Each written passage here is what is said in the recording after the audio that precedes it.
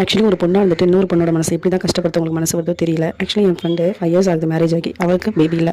So that நிறைய பேர் ரொம்ப பேசிட்டே இருக்காங்க போல. அவள் ஃபோன் பண்ணி ரொம்ப ஃபீல் பண்ணா, ஏன் தான் அப்படி பண்ணுறாங்களோ தெரியல, நான் என்ன பண்ணுவேன், குழந்தைலாம் ரொம்ப பேசுகிறாங்க, ரொம்ப கஷ்டமாக இருக்குது அப்படின்னு சொல்லியிருந்தா.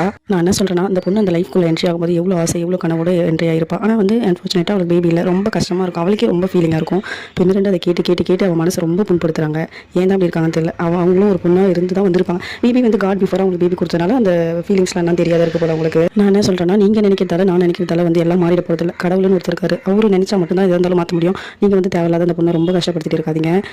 உங்கள் இடத்துல இதுவே உங்கள் பொண்ணுக்கு நடந்தால் உங்களுக்கு எப்படி இருக்கும், அந்த மாதிரி உங்கள் பொண்ணுக்கு பேபி இல்லைன்னா அந்த சுச்சுவேஷனில் நீங்கள் எப்படி ஹேண்டில் பண்ணுவீங்க, எவ்வளோ கஷ்டப்படுவீங்க அப்படின்றத திங்க் பண்ணிட்டு மற்றவங்களை பேசுங்க. இது மட்டும் இல்லை, இப்போ படிச்சுட்டு இருக்காங்கன்னா, இன்னமா படிக்கிற, இன்னமா வேலைக்கு போகிறேன், இன்னும் இத்தனை வருஷமா படிக்கிற, எப்போ தான் வேலைக்கு போவேன், நிறைய பேசுவாங்க, பேசுகிறவங்க பேசிட்டு தான் இருப்பாங்க.